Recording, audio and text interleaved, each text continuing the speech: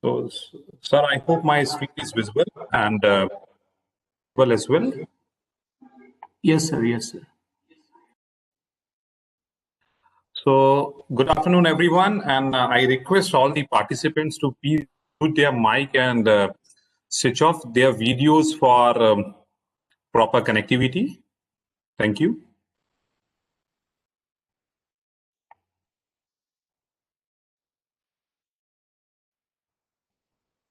Okay, so very good afternoon and welcome to the first session of the Atal FDP on data sciences. And today I'll just discuss some fundamental terms related to the data sciences, and we will, discuss one or two applications. So meanwhile, if you have any question, you can put into the chat box, and also you can unmute your mic and make the session very interactive. So you can interrupt any point of time in this session, right?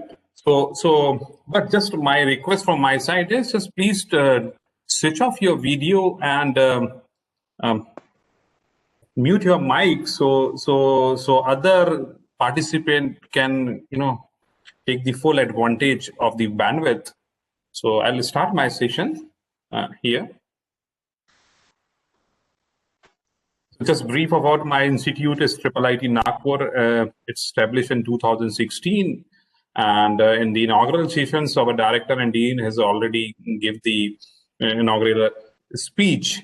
We have three departments of basic science, computer science, and electronics and communications, and we basically offered the BTech and PhD program apart from this one certification course. Right. So I am working here as a head of department in electronics and communication engineering, and I'll just go through some fundamental things on data sciences in this session. And so I'll start my presentation with the help of this picture, and the quote for this picture is, "A picture is worth of 1,000 words." Now you can imagine nowadays what volume of data you have, because everyone having the very smartphone, and most of the people are very fond of the selfie and the photograph or making a video that. So if the one picture is worth of 1,000 words, so now you can imagine how much data keep on daily increasing. So that is, this workshop is all aim about how to handle the data, analyze the data, how to predict data for any future events. So now you can imagine the volume of the data. Now also the term nowadays everyone know this corona or coronavirus and this COVID-19. So one term only, not the picture, even the one term, create of, huge amount of data. Daily you will get the, some updates on the COVID-19, their statistics or their update on the vaccination or the steps which is taken by the different government or countries, and what will be the business, etc. So this one word is also very heavy to create a voluminous of data. So our aim is to how do we start this process? How to be comfortable with this data science domain? So I'll take one by one example and how to deal with this data in my session. Right. So this is the just the figure. If you look at it carefully, so you all are the engineers and they have the some basic knowledge of the IT or computer science background. Here I'm not talking about the you are expert in Python or you are expert in Java, C, or different languages. No need to the expert in this, because nowadays the different repository is there. You have to just implement your ideas, right? And how to we can apply this process or method or algorithm on my data to get the more accurate results. So basically, a data science is comprises of three main important field, that is the computer science and IT. Second one is mathematics and statistics, and third one is of apply when you apply the the any sort of algorithms on the particular data. So of course you have to know the domain or the business knowledge as well, right? So this is the little bit. So now I'll just take the one example and how do we take out the some answers with the help of these three things. So if you don't have the suppose domain knowledge and you have the knowledge of computer science background and mathematics and statistics, you are the machine learning expert. If you have the software knowledge and domain knowledge, but not familiar with the most of the mathematics part, you can become a developer or coder for the software development. If you don't have any idea about the computer science and IT, but you have the good statistical and mathematical knowledge, also you are expert in your particular domain or business knowledge, you do the traditional research. So now, because the data is very voluminous, so we have to club machine learning, software development, and our traditional, and just more effectively how to utilize the data to become a data scientist. Okay, so here I am just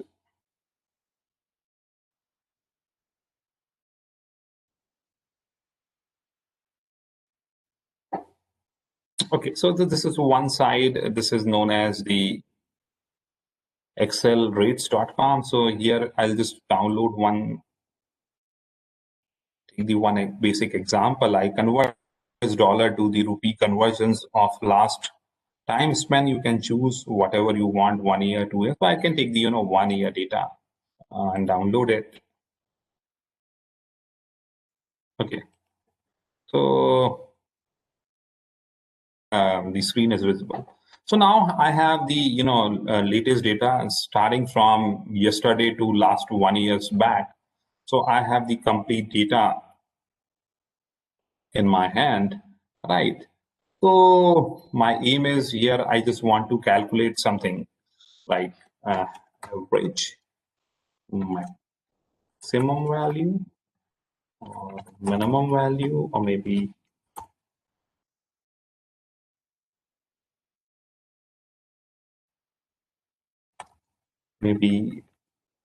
standard deviation. So how do we calculate it? How do we calculate? So you just simply apply the sum formula, like average of my. So I'll calculate this average value as for last 1 year from $1 is equivalent to somewhere around 74 rupees. I also calculate the max value. I also calculate the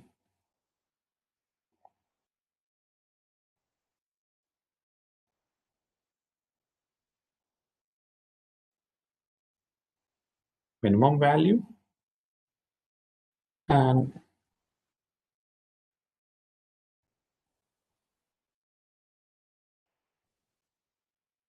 not the Python, but I'm using the, because everyone is comfortable with the Excel part. So these 4 times I have calculated, right? So here, what is your IT skills? My IT skills is I have familiar with the Excel. If we talk about the mathematics and statistics part, So I can tell you, I have calculated the four things. Okay, so average, so last 1 year, the highest price is somewhere around close to 77 rupees, and minimum is somewhere around 70 rupees or 71 rupees. And average is, of course, the 73.8 is very close to the, you can say, the my 26th of November price. You can say that, right? So like that,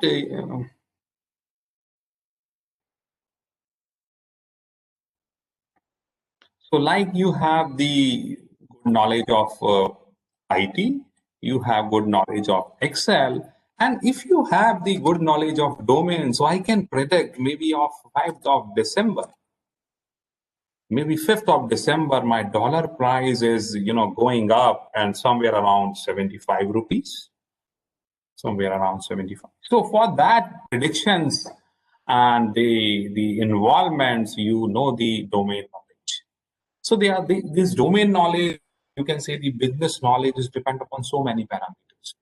What are the parameters? So maybe one of the, pandemic situation, maybe the huge order from IT side, maybe the election in USA, election in India, or some of the big giant like Google, Amazon, or Microsoft invest so much money in India, like that. So there are different conditions.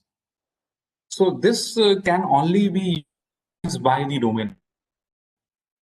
Because if you anyone asks me what is the Tapan, what is the price of tomorrow, what is the price of conversion of dollars, maybe it is up or maybe down, so I can say that maybe it is up basis on my, but the domain knowledge more precisely predicts whether the my volume is up or maybe volume is down, like that. So with the small example, of a particular conversions, I just simply apply the simple statistics, or you can say mathematics part, not very complex, no machine learning, nothing. Just simply, calculate the straightforward formula-based calculation, right? So my point is that whenever you start working on data sciences, you are, familiar with one of the expert in IT tools and technology, or you can say the software part, and the mathematical parts and statistical equations. So more precisely, you can, work on it. So basically, you are familiar with the what is my data type. Okay. So if you have the IT skills, if you have the data types, then you can able to apply the programming part. You can easily store your data.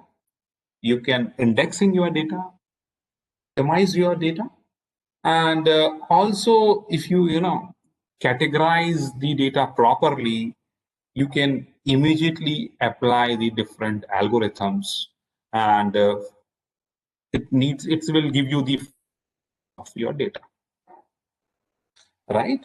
So these three things is basically the important, and in the later side we will discuss the more about the fundamental things related to the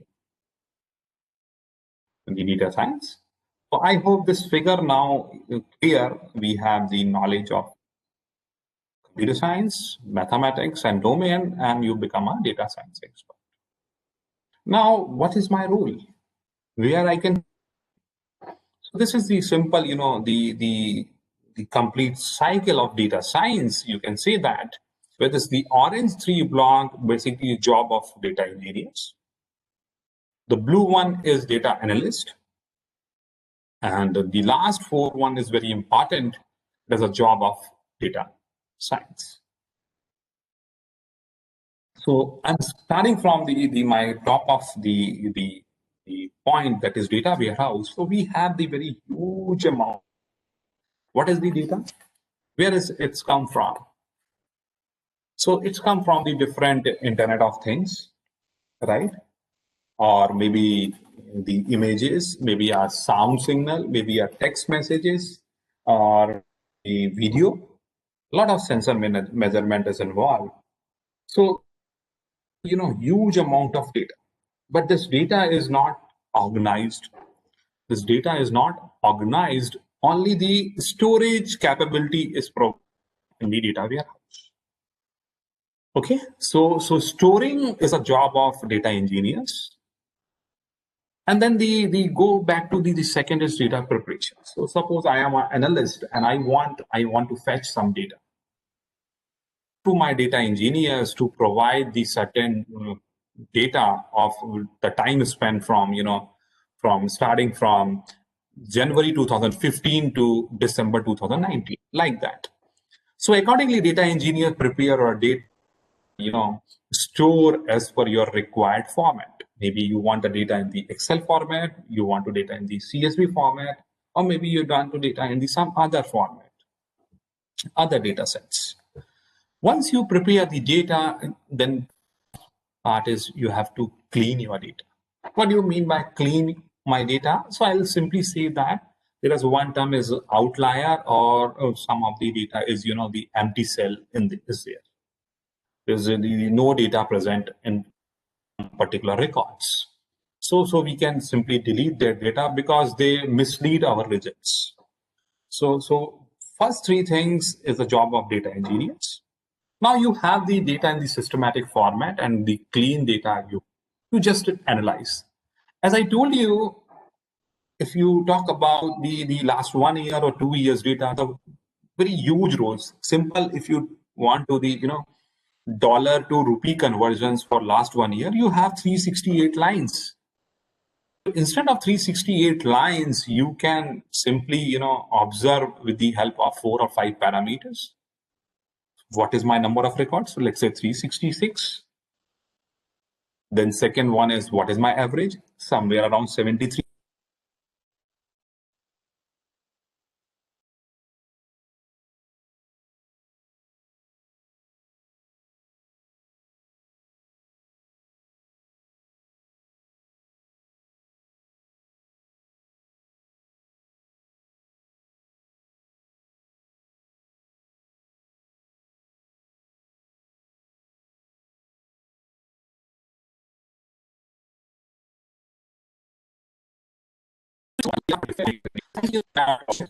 Data, you can evaluate your data. What do you mean by modeling and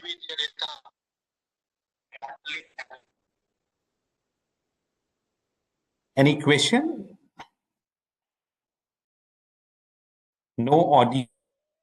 No audio. Just I'll check it. No, sir, we can hear your audio, but it got some noises at first, sir. Now it's clear, sir. Okay. Thank you. I'm really Yeah. No problem, sir. There was a break in network, I guess, sir. Now it's clear, sir. You can hear it clear. Okay, fine. Okay. Thank you. Okay, so my point is the data modeling part. That means you have the huge data and you can apply the sophisticated algorithm like supervised algorithm or unsupervised algorithm to train your data like that. Right. So you have to do some mathematical modeling of your data, and you can feed your data into that model, and you have to predict something. Okay. So that is the part of the evaluations. Once you have applied the algorithm, and it will give you the some good results, so you can deploy it onto the entire data set.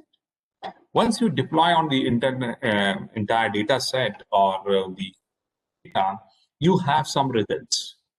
Then the job of the business analyst are those who are the domain expert. They will give you whether this data is useful for future or it is useless. If it is useful into our data warehouse, if it is not useful, you can simply discard your data. But this decision is only taken by the domain expert or business expert. So this is the complete life cycle, and the keep on your data is increases in your data warehouse. right? So I hope this cycle is clear to all. So you can work on any of your particular field. You can work on the data preparation side. You can work on the data analysis side. Work on the machine learning, data modeling, data predictions, deployment side. Or if you have the expert in your particular domain, maybe you are the finance person or you are a banker, you can give the opinion about the financial transactions or financial domain data, like that. So you can work on, not necessarily you have idea about the complete life cycle, but you field and you can work on. So before I start, I'll tell you, because we have the lot of data, and the some statistical part also. Before I start this data, I'll just discuss about the data types. Of course, this data type is not exactly the data type which are using in the C or C++, because when you write a program, you have to what type of data, maybe an int, float, character. But here, basis on our observations, we can classify or segregate our data. So mainly we divide it into two parts: numerical. One is the numerical part, and the other one is the categorical. Numerical again divided into two parts. Somewhere is writing a message, maybe I okay. No, sir, you are audible to us. We Okay, can thank hear you. you clearly, sir. I guess issues on their side, we guess. We'll inform them in a group, sir. Okay, thank you. Okay, so numerical is divided into again two categories: a continuous one and the discrete one. Continuous, you can take the example, maybe you can take particular time. And so what do you mean by particular time interval? Maybe you can say that my time duration is a continuous one, or maybe the wind speed from 12 noon to 1:30 p.m. So these are in nature, and you can also use the float or numeric value or interval value in this type. Similarly, if you have the data integer values such as count, so you can use the discrete category, maybe integer or maybe count. So for example, I can say that the count of an event or occurrence of event. So for example, I'm a telecaller and I receive somewhere around 100 calls in a day. So this is a count. This is the count. This come into the discrete. But the every call there are the and the duration that come into the continuous one. Okay, so I receive a call. So number of call I received is come into the discrete. That means are integers or count value. If I talk about the duration, that fall into the continuous category, right? Or maybe a flow. So can I chip in? Can Sir, I? come in? So can I give some example on continuous and discrete? Better examples. Some more example you want? Yeah, can I quote some examples to support your statement? Okay. So for the telecaller receive the calls per day. So suppose he or she received 100 calls. So this is the count that's fall into the. So putting in other words, continuous variable is the one which can accept the decimal part of the fractional part. And Yes, the discrete variables are the ones which will accept only the numbers integers. For example, the count of students in a class cannot be 60.5 or 72.5. It will be either 72 or 73. So exactly. that is discrete. Right. So why I'm not taking that example precisely, even though for the number of call will be taken by because suppose I have the range for example 1 to 1.1, then the 1.1 to 1.2, 1.2 to 1.3. So either data fall into 1.1 that also come into the discrete. For example, So for example, suppose I want to convert 1.1 into the binary. So they have the fixed number of digits used in the binary. So, or you can say that the bins means so any data is fall from 1 to 2 is into the bin number 1. Any data is from 1.1 to 1.2 is lies into bin number 2. So that okay. right. Okay. So it depends. So language it's very easy, but observation sometimes you have to struggle with your data Sir, can because we say temperature is continuous? um, it depends on very good questions. It depends upon your sensor capability.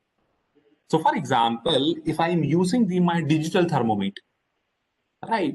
So maybe in the Fahrenheit, they will give you the 98.1, 98.2, 98.3, 98.5, that. So this is the fixed unit. But if you using the 4 or 5 or 6 digits, the precise reading of your body temperatures, so maybe that fall into the continuous category. Right, sir? Okay, sir. Okay, thank you, sir.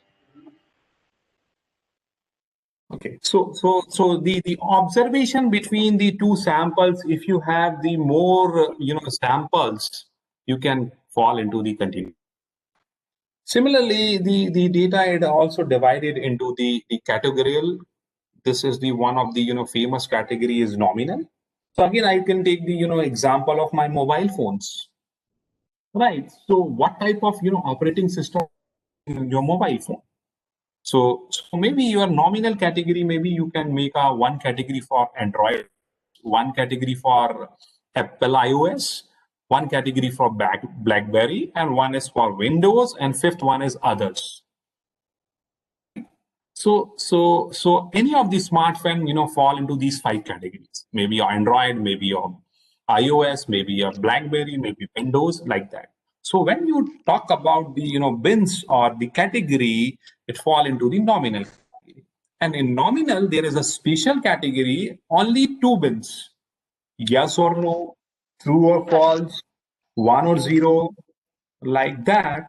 So that fall into the binary category. And one more interesting ordinal category, that is, you can say that one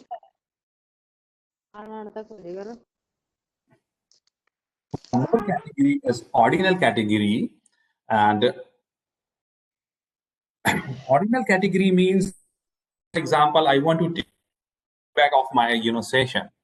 So maybe 5 is indicated the excellent, 4 is the very good, 3 is good, 2 is average, and 1 is poor. Like that, if you make a category basis on maybe ordinal, maybe you can take only 5 values. You can take only 3 values. Maybe my lecture is excellent, very good, or good, like that. So this is the one of the category you can expand like that, but the order remains same. So rating point of view, you can use the ordinal category. The question asked by the one of the professor as the example of the discrete.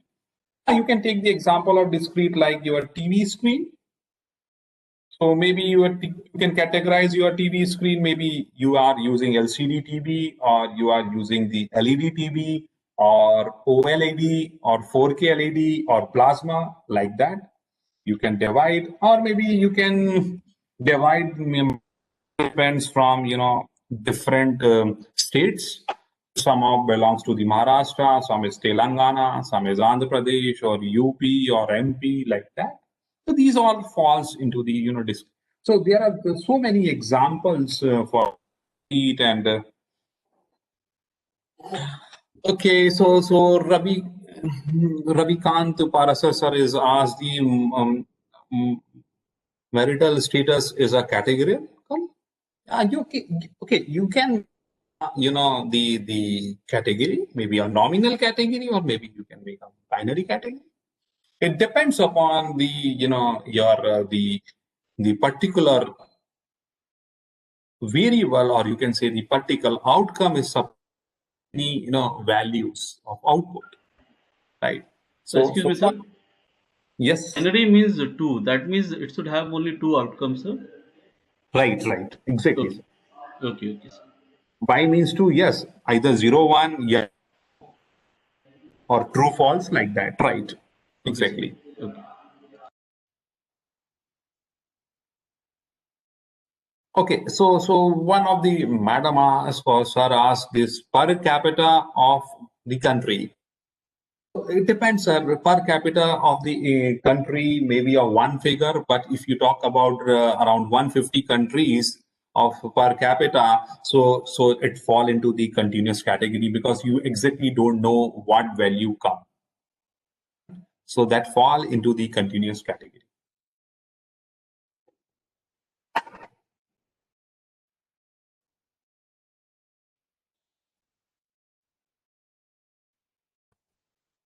And also per capita, you can represent it in the nominal term where you can assign a range or the values of per capita, and then you can assign the range that fall into the nominal category, right? So how do we you can use your data, that is important. So I'll one more give you the some introduction on. Okay, so Jamil, I was asked you what is the difference between and ordinal, right, sir? So if you I'll give you the nominal. I'll give the example. I had a discussion about the operating system. So the operating system of the smartphone, that is the clear bins like Android or iOS or others, right? That fall into the nominal. But if I you ask you rate your operating system out of 5, right? So you are using the one particular operating system like iOS, and now you have to give the rating for that. So if you involve the numerical rating like 5, 4, 3, 2, 1, there is the category is the fix. So that numerical rating is fall into the ordinal categories, right? So this is the special type of, okay, where the ordinal is in the form of order. Okay, so that is answer from my side. Okay. So we'll move to the another important aspects of the data type. I'll go to the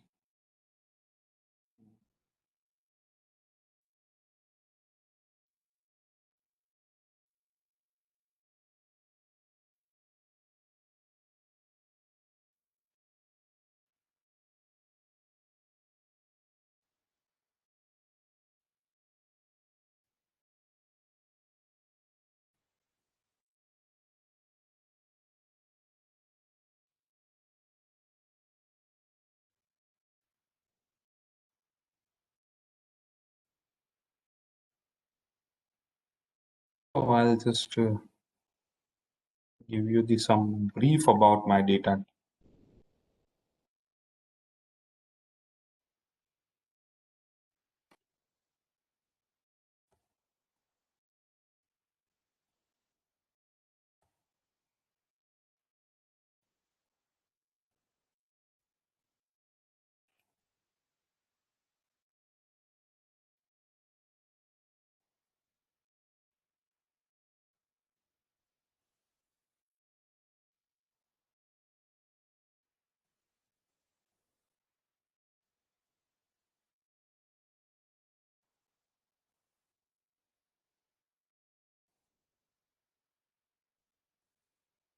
Okay, so normally when we visualize any data, or we can process the data, or when we apply the data, you first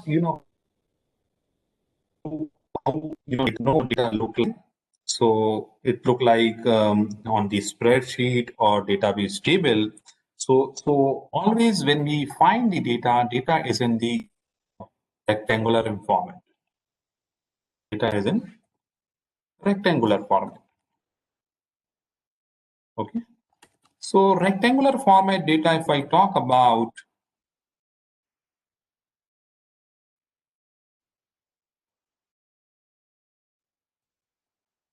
so rectangular data format is a basic data structures, and then only you can apply the statistics part, or maybe you can apply the machine learning model into it.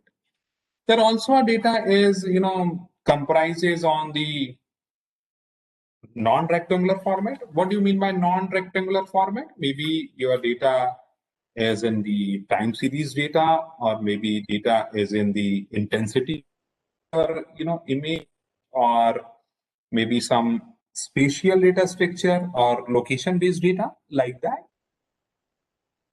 When we talk about most of the time in the data sciences, our data is in the rectangular form. And if you look at the carefully, these are the columns. These are the columns. So the column is nothing but, you can say, column. So column are your features. Column is what? Column is your features, your attributes. What are my attributes? What are my record inputs? So column, the very important. This is nothing but you can call as the features. Or always the feature plays the very important role, because based on that features you can decide, right? So also known as the input or attributes, you can also call it sometime attributes. Okay, then the you have some R1, R2, and then the thousands of records. Every row record, every row is what? Your record, or you can say my example, or you can say my instance, or you can say most of the time it's a sample. Okay, so what features is my input, my attributes.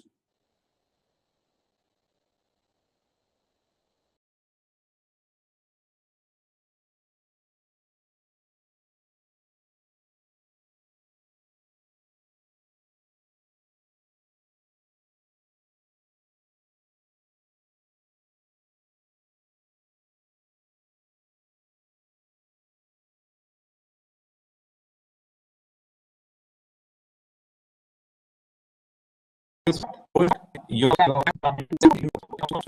is in the binary format, maybe yes, I am the default customer, maybe no, like that. Okay, so these are my output. This is my output. So last column. So sometime it present, or sometime it is not present. So if it is present, that means my data is labeled. If it is not present, that means my data is not labeled. So if my data is labeled, then you can apply the supervised technique.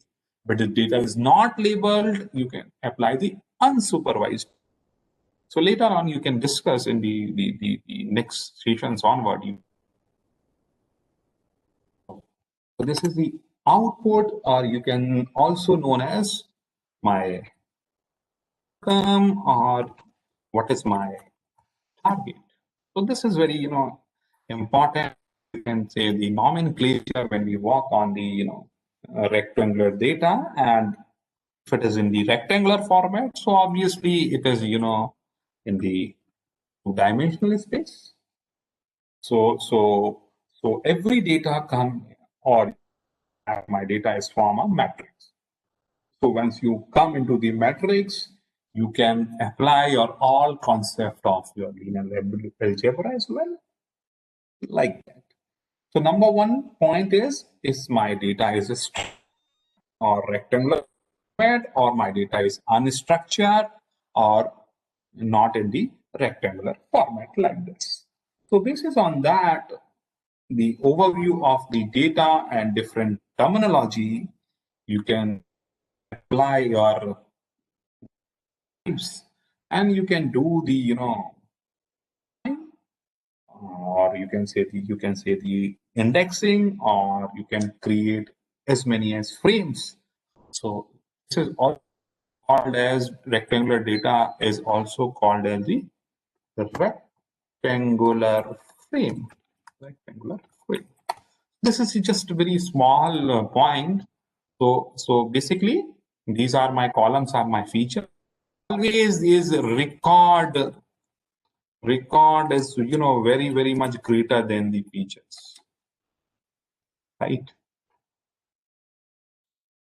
So thousands or lakhs of records is always very features. So I hope this is the clear from my, this is the small introduction about the how data look like, what is row is represented, what is column is represented, like that. I hope the basic terminology now it is clear, and now we'll move to our next slide.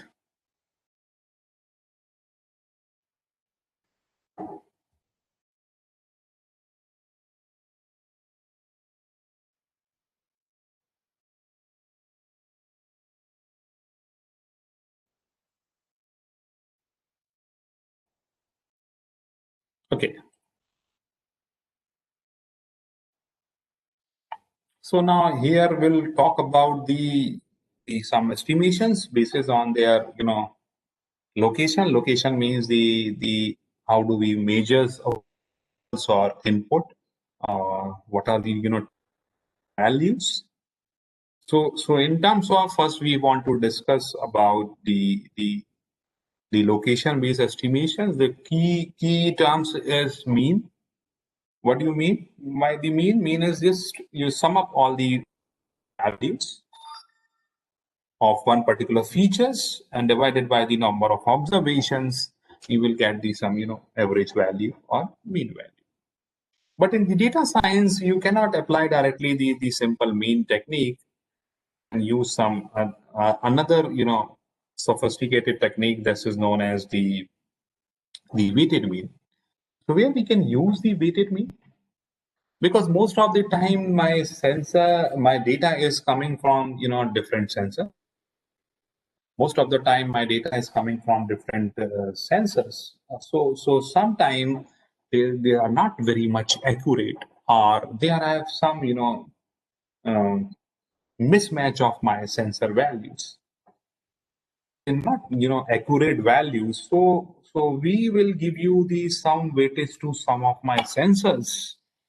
And once you give the weightage, or you can say once you align these values in appropriate range, we calculated the mean value. So weighted mean is nothing but, and every input values you multiply with some weight, and sum up all the weight, multiply the sense, and divided by the total weight. That is known as weighted mean or weighted average. Okay. So where we can use in the sensors, right? So this multiple sensors, when we gather the data, it is less accurate. So we will multiply with respective weight. Maybe the weight is downweighted, maybe weight is upweighted, or maybe amplified one, right? And then you can calculate the weighted mean. Next is the median. Median is nothing but you can arrange the data in either ascending or descending order, or you can one half of the data if you see. So the exactly the center value is known as the 50th percentile. So it is very important. It is very important because when we talk about the median, So basically, once the median values is come, then only you can tell them the what is exactly the range of my data, right? Most of the time, the values it lies between the middle number when you sort that data. And sometime if data are they will give you some wrong result as well, right? So when your data is the more sensitive and more precise, so it will give you some the sensor data. If you directly use the value, maybe it is not so much accurate. Sense it is accurately, but when you transfer to the system, it is not accurate. Maybe it's due to delay, or maybe some noise, or maybe not used in the weighted value. So same for weighted mean. We prefer the weighted median as well. The next is and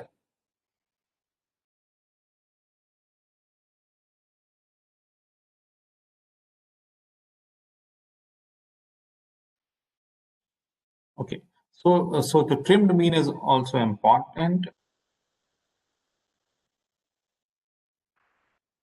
Okay, so one of the professor asked, please the sample data set, sir. So this is you can work on the hands-on experience, hands-on sessions. Easy command, and from Gaggle and anywhere on the repository, you can take the data and simply the mathematical formula you have to apply. So because of we have to cover the most of the portions, so I'm going to not give you the exact values on the data set, right? Okay, so trimmed mean is very important because I'll take one example. If we want to calculate the average values, and we have to discard our sum of the values, maybe that sum of the values may be the higher end or maybe the lower end. For example, if I want to assess the passing marks of my students, so obviously if you grading the past student in your subject, so the range is fixed. For example, maybe 40 or 30 to 100. That range is fixed. And by default, when you enter the data, the sum of the entries is wrong. And maybe instead of 80, you put 180, or instead of 20. So data is not in appropriate range. So we do one thing, we can drop some of the data in the lower range, or we can also drop the data from the higher range. So just take the data from 40 to 100, and then we calculate the average of my passing students. So that is also trimmed mean. This is very important because data is very voluminous. So sometimes there are some garbage data or some wrong entry is come into the picture. So we prefer the rather than mean, we prefer the the mean. So simply the trimmed mean is what? If you omit the data, so total number of data is you have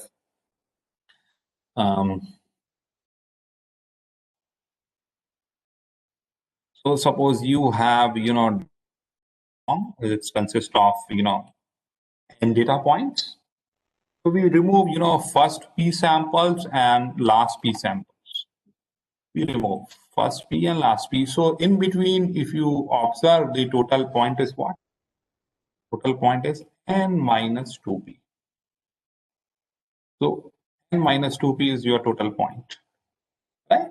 So simply you have to start from all the data starting from here. Here means from p plus 1 and is going up to n minus p, and calculate the trim value. So start from data from p plus 1 to n minus p, n minus 2p. This is what? This is your trimmed data, and you can easily calculate the trimmed mean. So no just remove first P and last P samples. So if you remove first P, so data start from P plus 1. And if you consider the last, if you discard the last P, so data from P plus 1 to N minus P, because total data is N. We subtract the data 2P, the total remaining data is N minus 2P. So the formula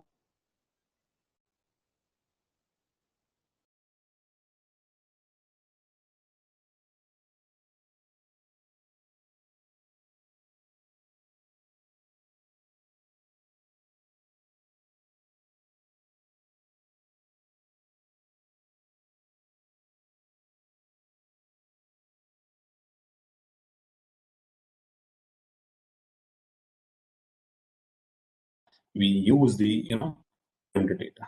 So okay, and similarly, then the two important terms 6 and 7 is the robust and outlier. So as I told you, suppose you are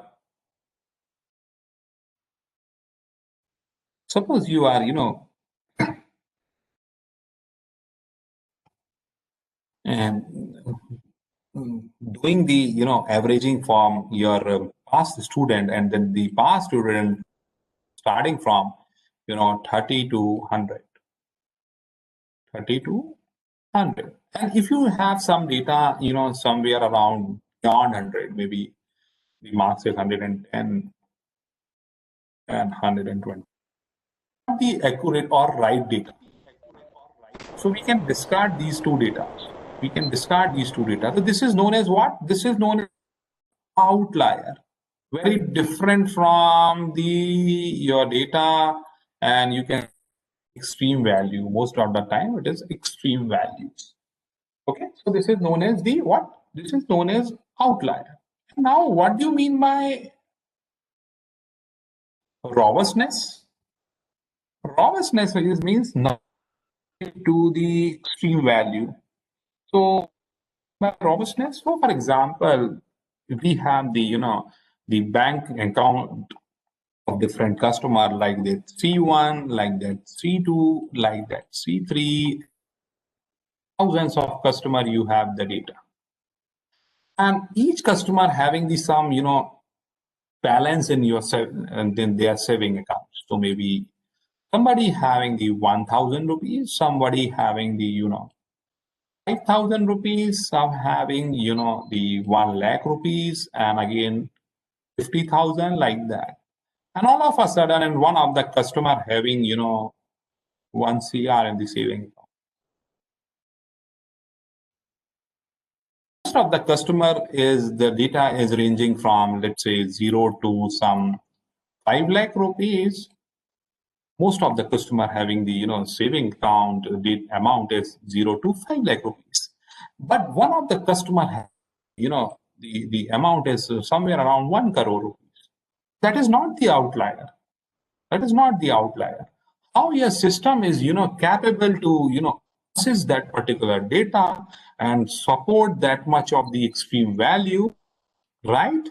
So this is not the outlier. This is the sometime my system is not sensitive to my data, right? So this is the how your system will react, how you can show how much the resistance power in this fall into the robustness of your data. Okay, so and also that the outlier is very important, because outlier have the many applications. So applications may anomaly detection algorithm work. So based on the outlier, you can apply the anomaly detections and you can take that value. Okay. So till now, if you have any questions, I'm happy to discuss. Okay, I'm really sorry that because we are in the institute and we have very good connectivity. So maybe the yes. Hello, Tapan sir. Yes. Sir, can you please give me an example for robust? Actually, the example which you given that is not clear to us, and your voice is breaking in between. So, can you please explain about robust once again? Sure, sir. Sure. Yeah, thank you, sir. And I have another question, sir. You mentioned that in previous example that is label data. So the label data in which we are specifying in one particular field, that means the data which are presented in the data set, it is specified under one particular field, sir. That is called label data. No, no, no, no. I'll explain once again. Yeah, I'll tell you. Yeah. So Thank you, first sir. question is asked the Roberts. So how your data is robust, right? So my point is that when we work on the robustness and how do we register or differentiate with the differentiate with the outlier, I'll tell you one example. I'll take that if your data is range, appropriate range. So say for example, for my passing student, my data is fixed. No student having more than 100 marks, right? My data is beyond the 100. That means it is an outlier. So obviously it is an extreme. The greater than 100. This is my extreme value. They're very right. But some of the example we don't know the range. Like I give you the example of my amount in my saving account. Number one. So how do we decide whether it is the outlier or it is a robustness? So that typical problem comes by some weighted process. So what do you mean by weighted process? As I told you, what you have the sensor data, different sensors network data. So sometimes the data is not so much accurate. Sometimes this data is differ from some values. Okay. So we can do the some kind of the weighting algorithms. So once we do the weighting algorithm, some of the values may be slightly higher, some of the value is slightly lower when we perform the weighted mean, right? So when we accommodate this value, we can always check that value with the help of mean or median. So for example, I have x1 data, I have x2 data, I have xn sensor data, right? They have the different accuracy level. So we do one thing, we can do some weighting algorithm, right? So in each corresponding, we will multiply with different weights, right? And we will make a data. So how do we differentiate whether my data is outlier or whether my data is robust?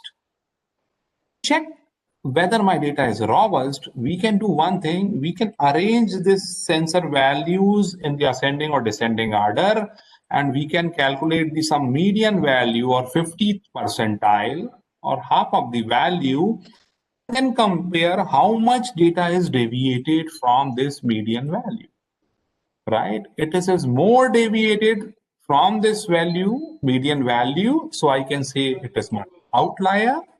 Otherwise, my data is lost. Okay. So like that, you can differentiate. Like that, you can differentiate. Number one, right?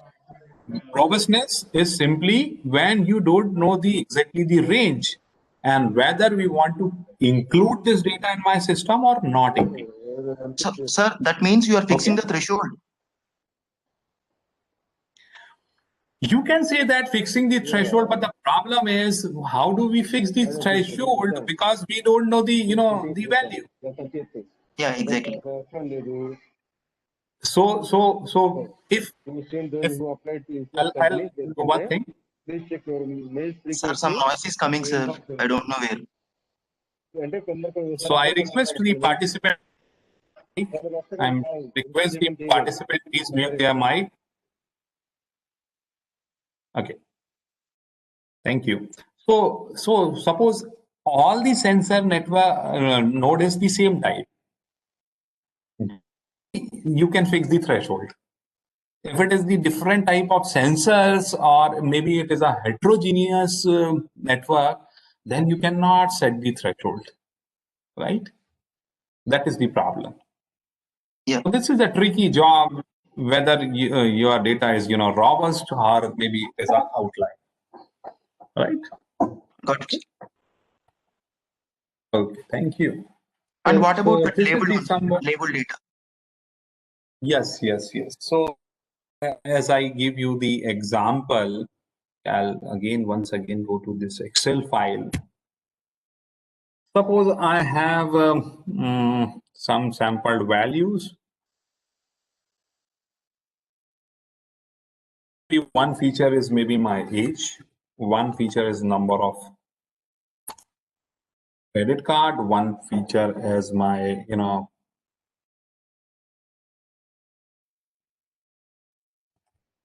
saving account balance. And one feature is my loan amount.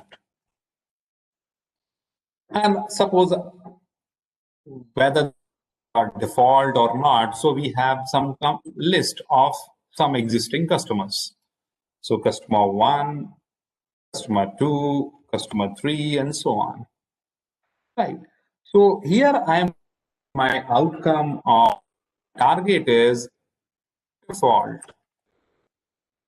Yes, it is a default customer. The default, it is yes, default customer like that. So it is not it is basis on the some values, there is the some existing results on my data. So if I have the existing results in my data, maybe this data or maybe a result may be a binary or maybe a different values as well, right? If I remove this is one type of output target data. That means it is labeled. And basis on that, if suppose the second output is that output, how much amount to be disbursed for loan? Basis on these three things, their age, or their whether it is you are the type of salaried or business or your saving accounts, maybe you call 1 lakh rupees loan. Maybe you qualify the 2 lakh rupees loan. Maybe you qualify for 5 lakh rupees loan. So that means this you have labeled. Basis on this study, you label the data. Once you label the databases on the different, circumstances or domain expert, you label this data. So that means what, sir? So based on some few constraints, one specified column is coming out. That means the result is going to be specified. That is called labeled. Yes. Only one. The last column. That means what? Some circumstances we are requiring some data. Based on the data, we are giving outputs. So the product's data, the outcome is called label. Yes. If it is not present, that means you have to explore your relationship between the data sets or records and then predict, right? Yeah. Okay. That means what? Every time, suppose we are going for applying for loan, they are used to keep some inputs. That means they will get some details from us. Based on our credentials, they will provide you that this much loan. Right. So the data, what they are providing, that is called label data from the data set which they have. No. If they have the existing customers data, loan amount, and if they fill your data values, let's say for example, I am 39-year-old, I have 5 credit cards and my saving account or my salary is suppose 1 lakh rupees. So basis on the above data values, if I'm eligible for 10 lakh rupees of loan, that is known as the label data. But this values it's not available, and then too you can predict you are eligible for 10 lakh rupees. This is unsupervised label data. Okay. Got it, sir.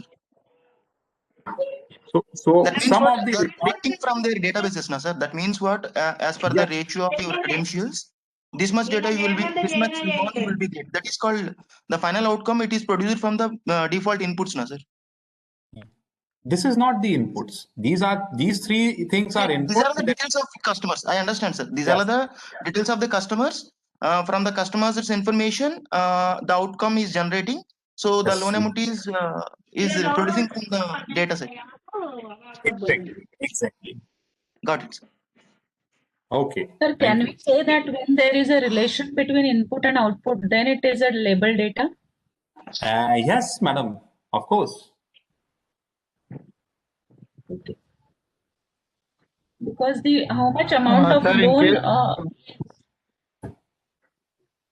we have calculated based on some credentials, right? So there is a relation between input output. So 10 lakhs is a label data. Okay. Sir, is the label values are predefined or is it dynamic in nature? It is predefined. Yeah, if it is not predefined, then we call it as a non-label data, right? Yes, exactly. Yeah, okay. Okay, so we'll proceed, right, because we are running short of time. So after this, there are some other, estimations of based on the variability based, and this is very important nowadays.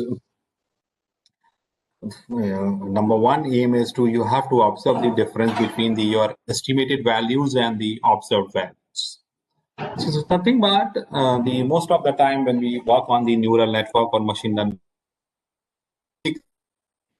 try to reduce our error or the residual parts. So this is nothing but it is a deviations, right? So this is another aspects. Deviation. So deviation is nothing but it is a error or it is a residual part. Then because sometime if you calculate the average values, average error, maybe it's directly give you the zero answer. That means there is no error. So to avoid this kind of situation, we will calculate the variance. So sum of the squared deviation divided by the number of observations. So maybe by n-1 or n point data points. So for example, I'll tell you, suppose on the first observation, you receive the one error or deviation, maybe 2. And the second, observation, you receive the error 2 is -2. So when you calculate the average error, it will directly give you the, answer is 0, but the answer is, totally wrong because it's too much deviation between the observed data and the estimated data, right? So far to avoid this situation to the observed or estimated data, because our aim is to reduce this cost function or this the minimization of the error, so we will go for the variance. Once you calculate the variance, and if you square root of variance, that will give you the standard deviation. And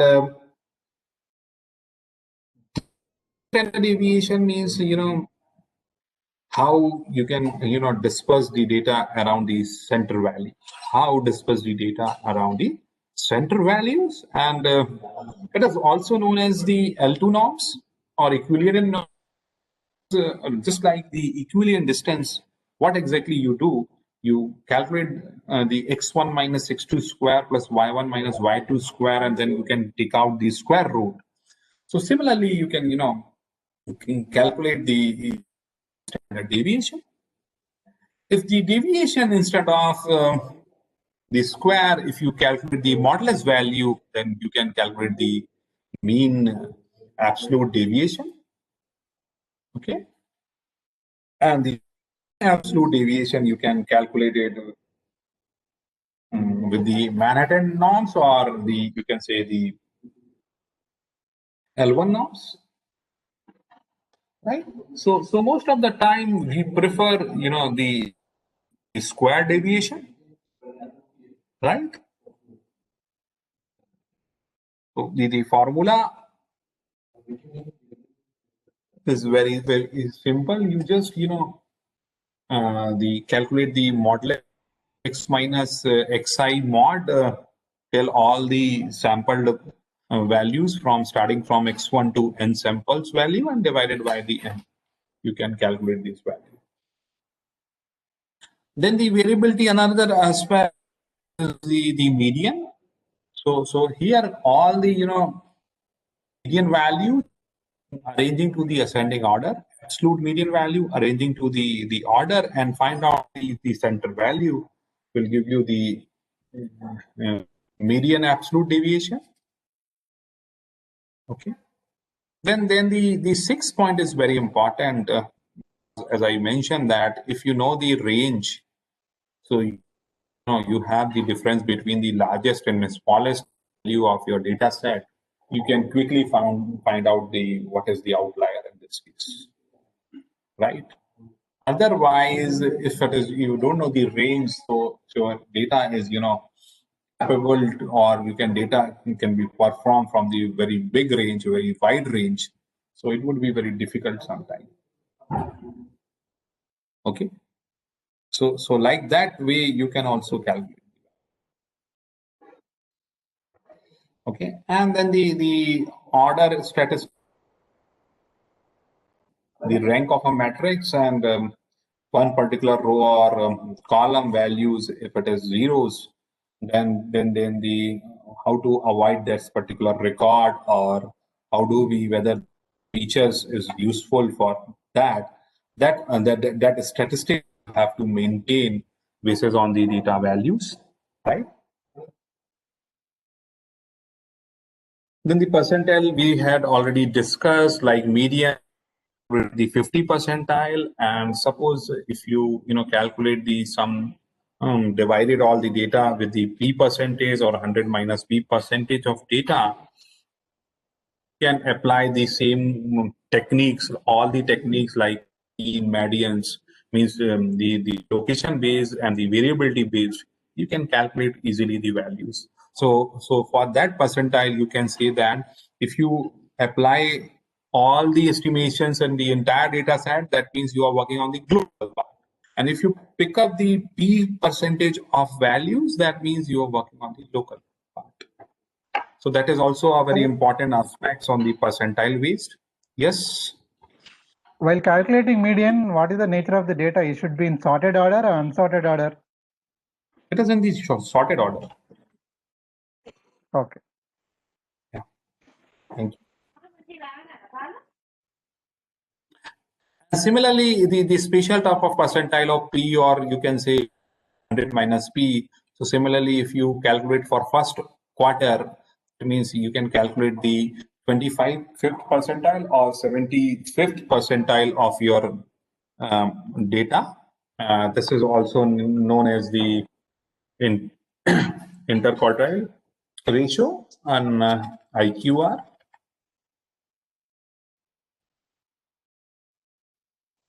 So here basically the important point is how do we calculate and what is your degree of freedom to calculate these terms. So suppose you have the total n number of samples. So when you calculate the mean or variance or other standard thing, you can use either the n minus 1 or n.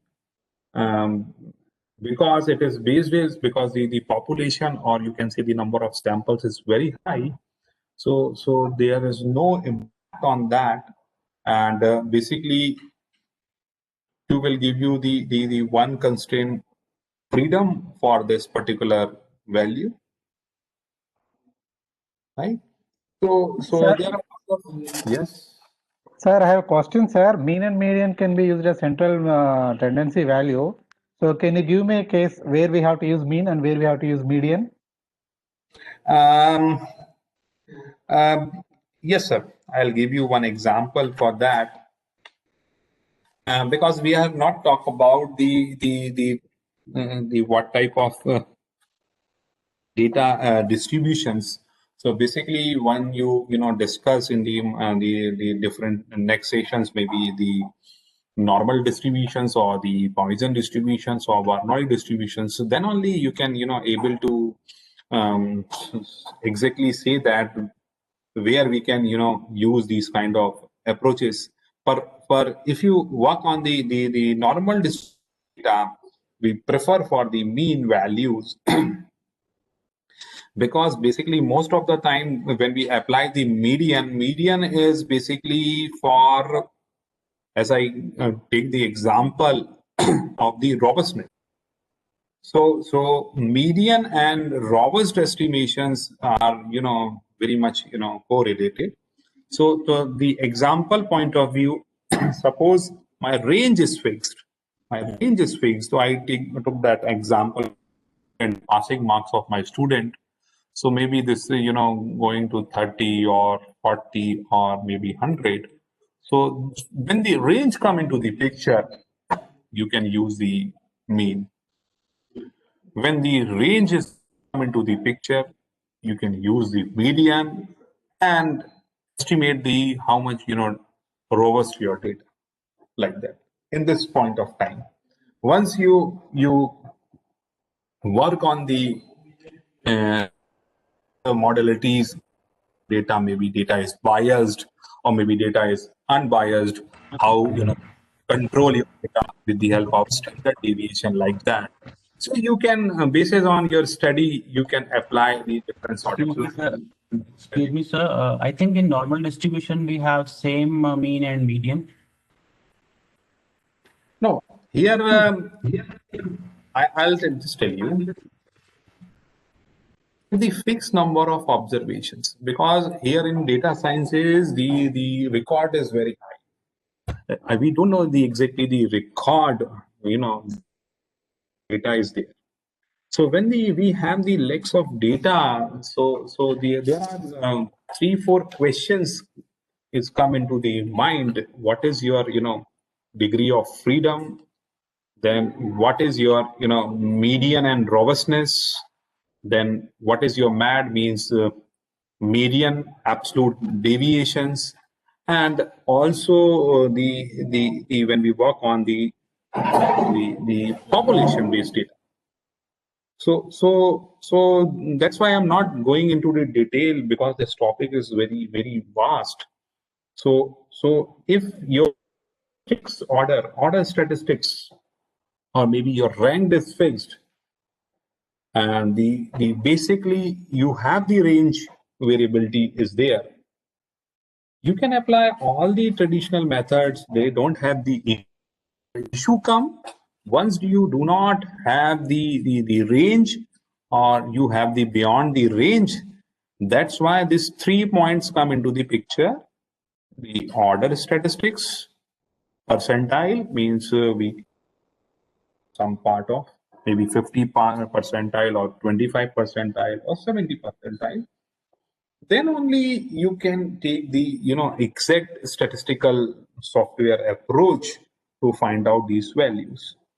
So of course, sir, you said that the normal distribution we can prefer both the content, but here the data is the fixed in the form. So for that, if you come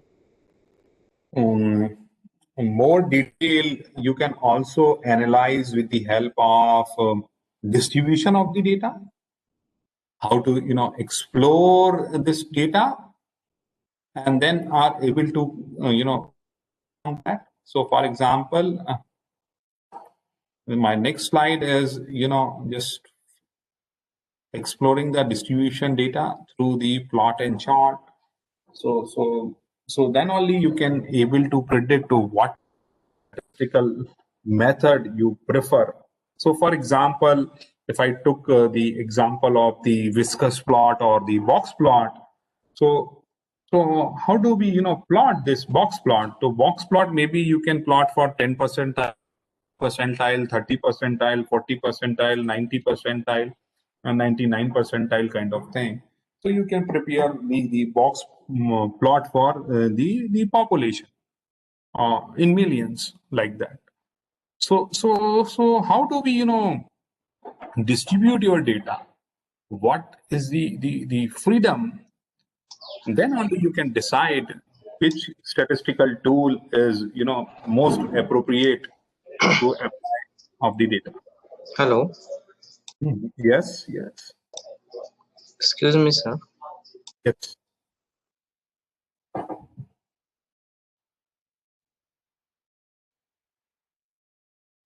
Yes, please.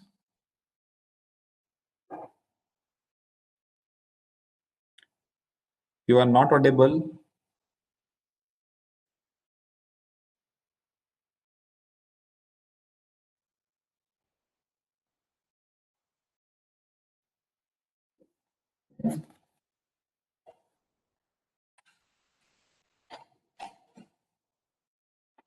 Okay, so we'll maybe some due to some network issue, unable to hear your question. We'll just quickly move because we will still doing on the fundamental part. We also discuss one two applications as well.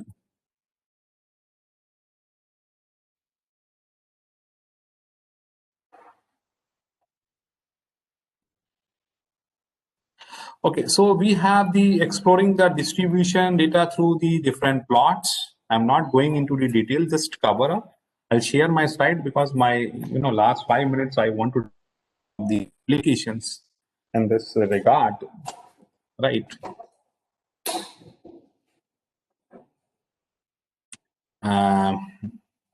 Just quickly read the box plot, frequency table, histogram, density plot. The categorical data we can work on the mode or expected values. So now here the categorical data is come. So now instead of mean and median, we prefer the mode, right? So for this particular categorical, either in the bar chart or the pie chart. So now I'll move to the one of the applications. There are another set also. In this case, after the pie chart, you can work the correlation based scheme, where correlation coefficient or correlation matrix, or you can say scatter plot, you can use, right? And after the scatter plot, you can also the very good concept of correlation coefficient come into the picture. So then also you can have the different distributions for two or more variable, like you can work on the contingency, or you can violin plot, contour, or hexagonal plotting you can use, right? So I'll just quickly go through the one applications, small application in this regard. And so the here I'll take the one example of the Maharashtra state. So their number play a very important role. So suppose in the Nagpur area, I have to predict the one of the substation health of the transformer. So suppose in Maharashtra we have 3,000 substations, and I'm not talking about the local transformers, which implies in your area, but in the substation, if at least 10 transformers, so somewhere around only 30,000 for entire Maharashtra substation. Now, they have a lot of tests, on the transformer. As I'm not the electrical engineer, but I know the open circuit test and short circuit test, open load, and the heat test, and the hysteresis losses, different kind of different tests there. So we have 30,000s of the transformer, hundreds of tests, and then the irrespective of the frequency, Some of the continuously observed, some of the hourly data, daily data, monthly or yearly. So that they have the different frequency of the different tests. So now, so suppose I have the one transformer. I have the data in entire day is around thousands of reading. So for total per day reading is somewhere around 30 into 10 raised to power 6, 30 mega readings. And the readings, the per day is collected through the one of the, central server or control room, maybe located in, you can say, the Pune. So over in this much of used data onto the cloud. So here the cloud computing also play a special role. Different sensors will sense the data. So IoT is also play an important role. The data is not compromised, because it is the nation's property, and how do we securely transmit this data? Security is the important aspect. So nowadays the blockchain is there. So to calculate the fault predictions of this particular, we have to apply some AI ML technique. We have to some AI ML technique, machine learning techniques. So this is also a part of transformer. Then of course the ultimately, because the data is very voluminous, so we have the total per day records of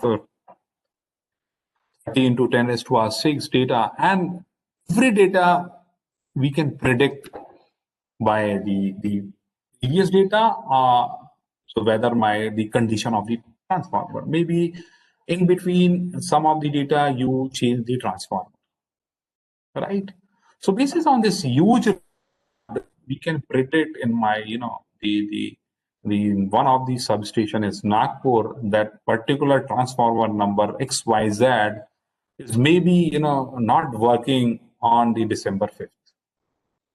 Why? Because test results of different tests onto the transformer is not give the appropriate reading as compared to the rest 30,000 transformer, or maybe 29,999 transformer.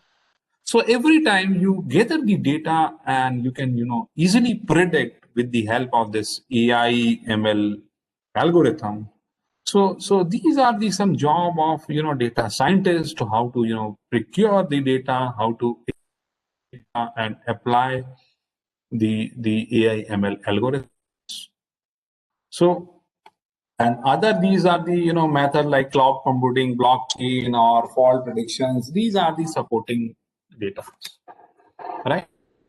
So there are lot of applications, because today's world is the data world. So if you have the data, you can definitely predict or analyze or display or visualize your data easily, because the codes is easily available in different repositories.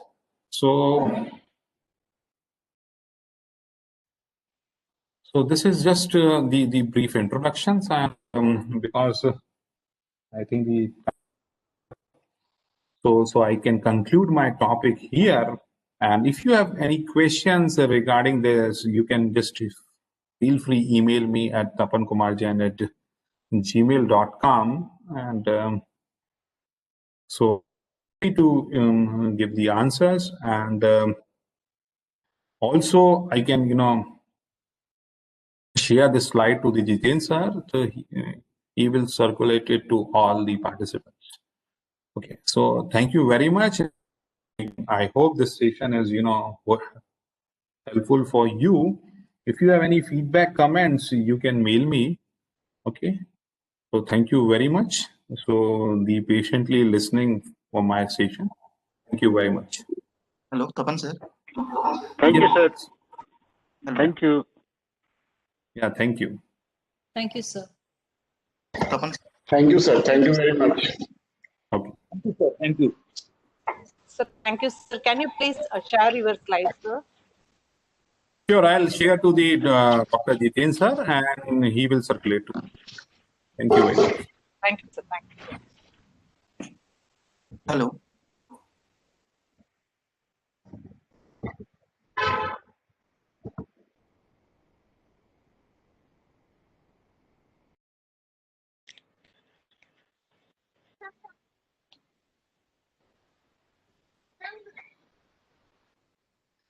So I thanks to Dr. Tapan sir for sharing his knowledge regarding data science and regarding the different fields that are involved in data science.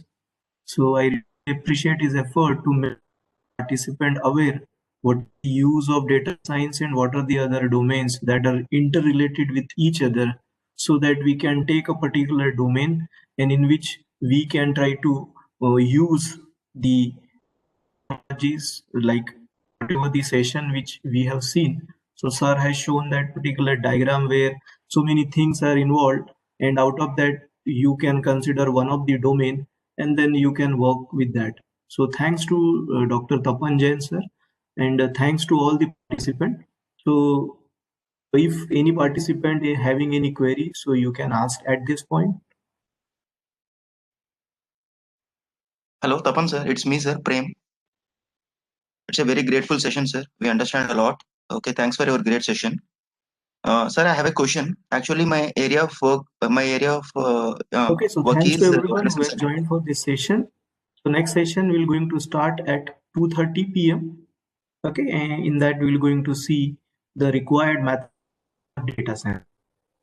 So thanks to everyone. Thanks to Tapan sir. I close this meeting at this point. Hello, Jiten.